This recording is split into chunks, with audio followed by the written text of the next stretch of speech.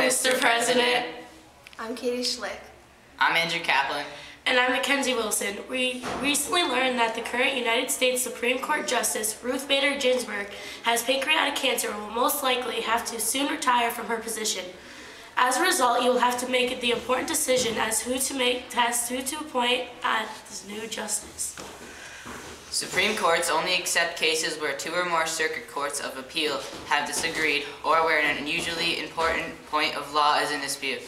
We have understand the Supreme Court only considers about 12 cases per year, and once a case is considered in this court, it never appears in the Supreme Court again.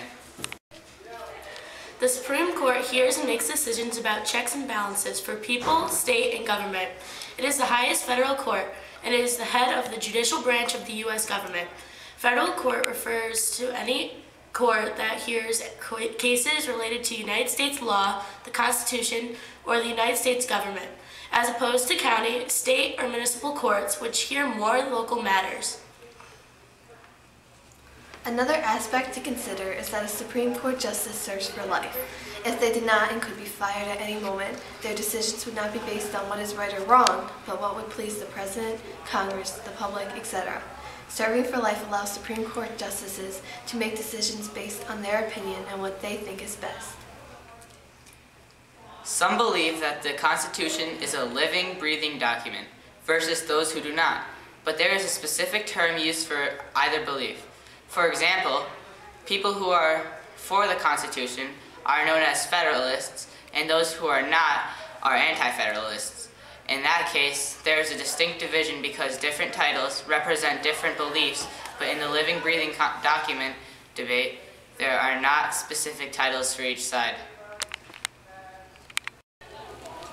After further researching the topic, we have decided that the Constitution is a living, breathing document, and the candidate you choose for the Supreme Court Justice should believe in that. Today, the United States Constitution is interpreted differently depending on one's point of view. Official changes can be made to it, and so far 27 amendments have been made to the Constitution. Warren Burger, who was Chief Justice of the Supreme Court from 1969 to 1986, said, "The Constitution is not perfect, as Franklin said, but the best thing of its kind that was ever put together."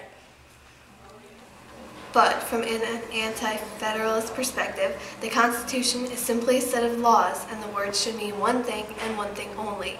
They believe that these laws are interpreted in one way and should not be changed. If someone believes the Constitution has not been working fine in the past, then that is a reason why they would be on an anti-federalist.